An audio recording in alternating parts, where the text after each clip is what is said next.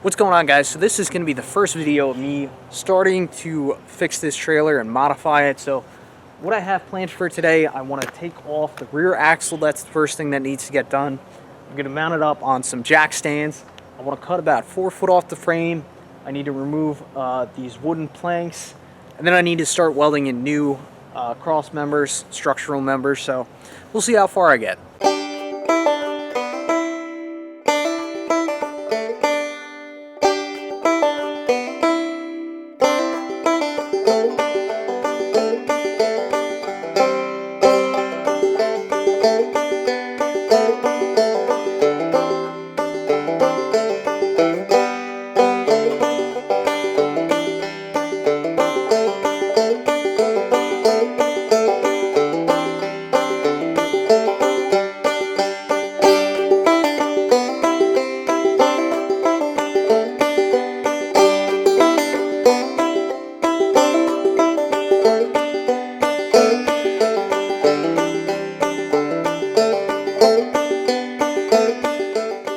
Safety first. I got a flame retardant hood on, respirator, safety glasses, shield, and I have hearing protection on. So the next thing I got to do, I got to cut this off, I got to cut this off, and then eventually I'm going to have to cut the axle off, but we'll take one step at a time here.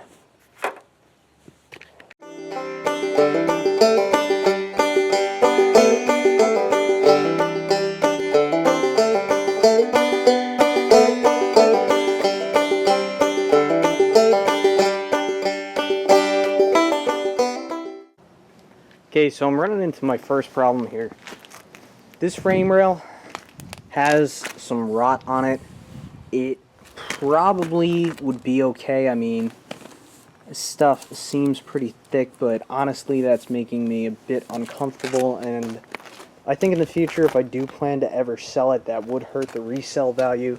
See, there's my 12-foot line, and you know, it's not terrible, but it's bad enough that it has me concerned enough that I want to address it. So here's my 8-foot mark right here. So what I think I'm gonna do is a foot back from 8 foot at about 9 foot. I'm gonna cut this off, and then on both sides I'm gonna re-weld a 3-foot section of frame rail, and then I'm gonna put a piece of plate or something on the inside to help brace that, and I think that's the best option. So I got a lot more cutting to go here. Stay tuned. Okay, so I have all that fender kind of crap out of the way. So the axle is going to stay on this piece for now. So what's going to happen, like I was saying, at the 9-foot mark, I'm going to cut this. I already got it marked out. I'm about to cut it. And then I'm going to re-weld the 3-foot section in.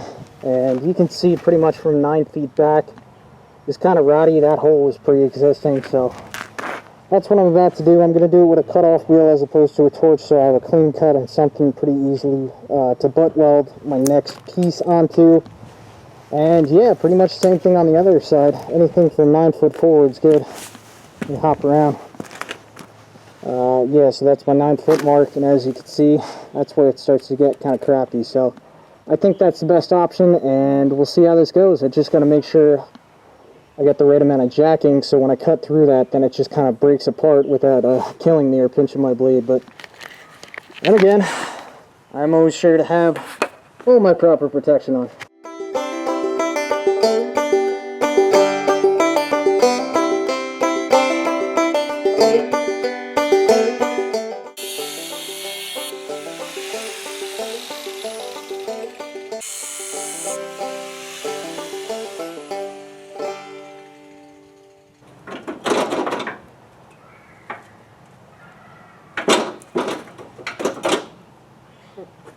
Perfect. Alright, so it's the end of day 1, and I did get some good progress made. Got everything chopped off. I had my design in mind. Got the back chopped off. I didn't cut the axle off yet. I figured I'd just cut off this big chunk and start working on the frame, because that's going to be the first thing that I need to do, and then when the axle comes along, then I'll cut that off and weld that back on there, which is going to be a bit of a pain removing those brackets. I think I'm going to go through my steel and see if I could find something I could use for those leaf spring hanger brackets. But yeah, It's going to be a couple days before I can get going again. I plan to MIG weld this with solid cord wire, and it just so happens that I'm out of argon, so probably going to have to wait till Monday before I can get going on that, and that's where we at. So it's been about a week since I've gotten a chance to come out here and work on this thing. I had to get a new tank of argon, which I got, and it's just been like raining nonstop. Weather seems to have calmed down today, so looks like I'm going to get a couple hours in. First thing I need to do, I already have the extension pieces cut out. I just need to clean them up a little bit. I have a little bit of rust forming where I cleaned this off the other day. I already have the bevels cut because this is a pretty crucial weld.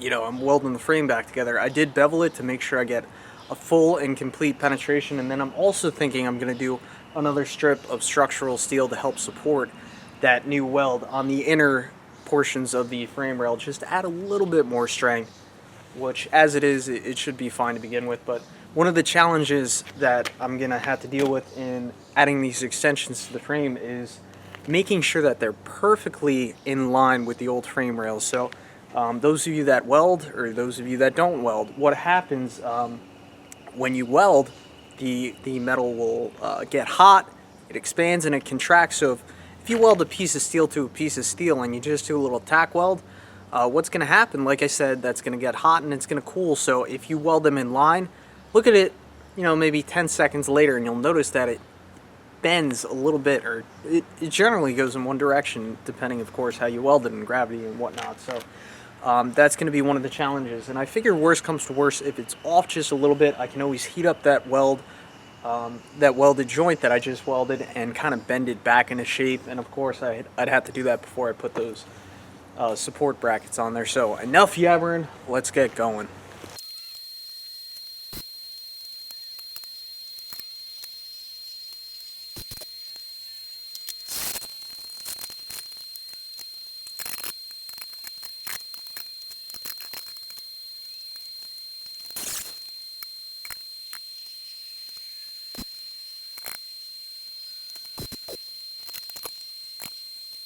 Took me a couple tries to get this positioned perfectly, but now it's square. I got 4 tacks on her. Let's start welding this up.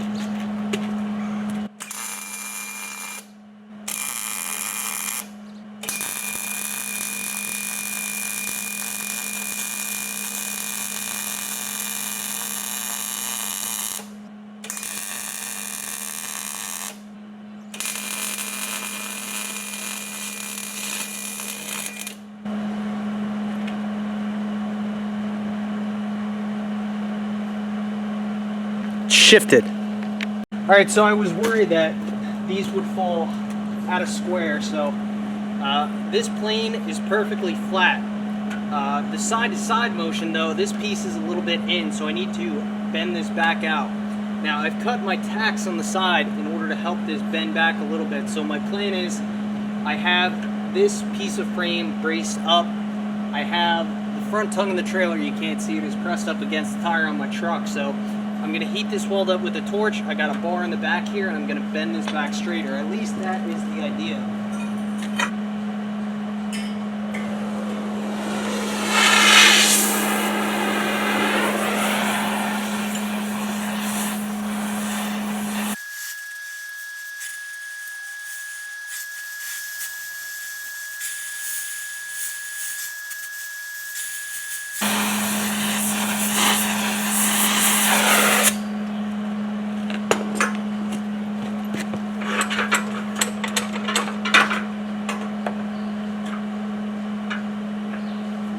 That just did exactly what I needed it to do. All right, good fix. Now I can finish welding this up, and we'll move on our way.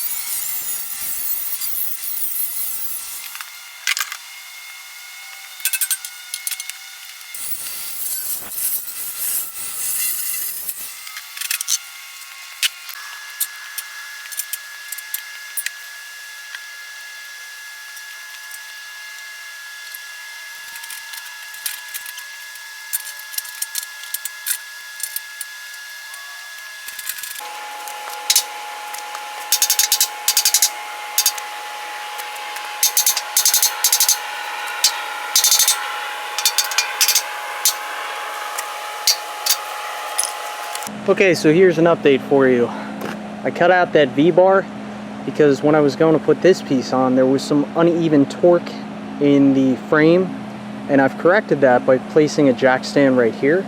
I put a bar into the frame rail here, weighted down with a cinder block, and then I used my jack, and what that's doing in essence is it's weighing down this corner and it's pushing that corner up. So this little sag, I'll take you to the back of the trailer and show you in a minute, has now been corrected, and just eyeballing this thing, which is what I'm doing, everything is perfectly flat. Now what I've also done is I've attached a measuring bar in the front there, and I've measured from that bar to the rear of the trailer on both sides from both corners, and everything looks perfect. So let me walk you around to the back here and just show you what I'm eyeing up, because if there's going to be an issue, it's going to be right here. So when you get down on your knees, you look at that, what you're trying to see is that the red disappears at the same time, which it pretty much does. Maybe it's an off, you know, an eighth of an inch. No, yeah, maybe an eighth of an inch. Maybe it's just a touch high on the right side, but that's close enough for my needs.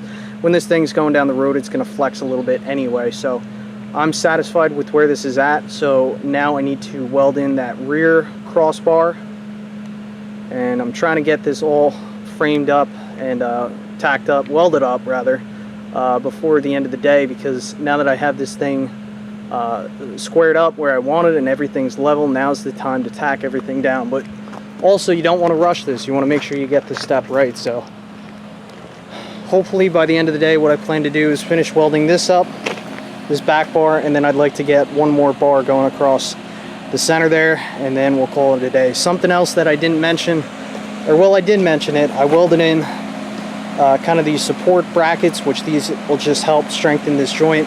I'm not going to get too close because I welded it with my arc welder, stick welder, whatever you want to call it. So they're not the prettiest welds. I'm trying to learn, and I figured this would be the perfect place to do it because nobody's ever going to see this and I can't hurt it. So alrighty, let's get back to welding.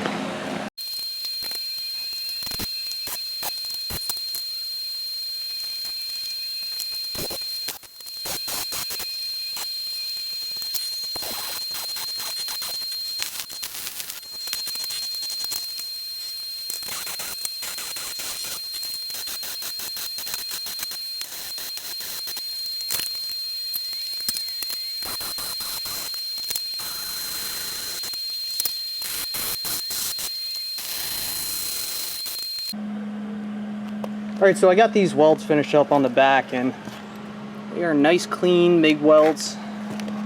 No porosity. It's a really nice weld. The inside corners are the easiest ones for me to weld because you don't have to worry about your heat as much. Butt welds, these are a little bit trickier, and then when you have a corner weld, those are trickier still. What I had to do here was I'd go down a little bit, stop, let the puddle cool down, and continue down and keep going. So I'm not a great stick welder, but I can MIG weld all day long. So I'm going to step to the back. Here's some of the parts of the trailer. And we'll look down this thing one more time to see if she shifted at all.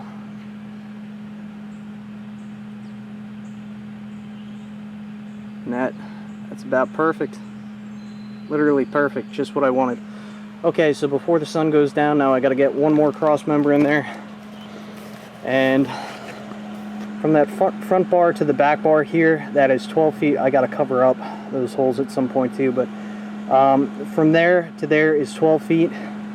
So I was thinking at 8 feet, I can only do one more of these bars because this steel was expensive, and I was originally going to do 3, but I had to use up one bar to extend the frame or redo the frame in the back here. So I can only put one more bar in, and because this starts to taper, I got to figure out where to put the next bar. So I'm thinking I'm going to try and do it at 6 feet, which would be halfway. And then I got some angle the other day for free, and I think I'm going to put a piece of heavy duty angle here.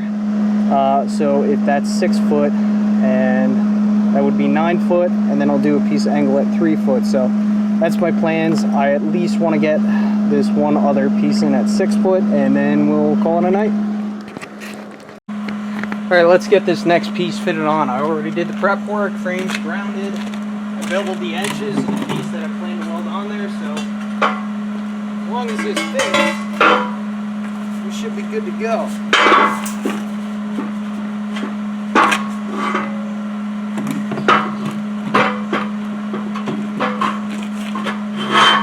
Wow, it's almost like I know what I'm doing.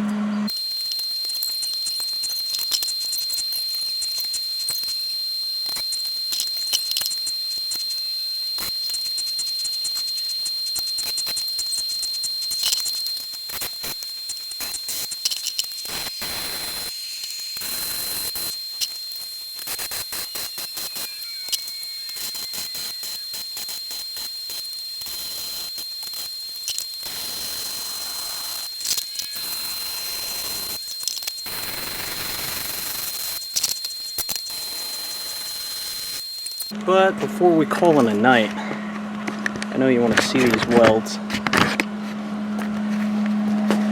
so I'll show them to you.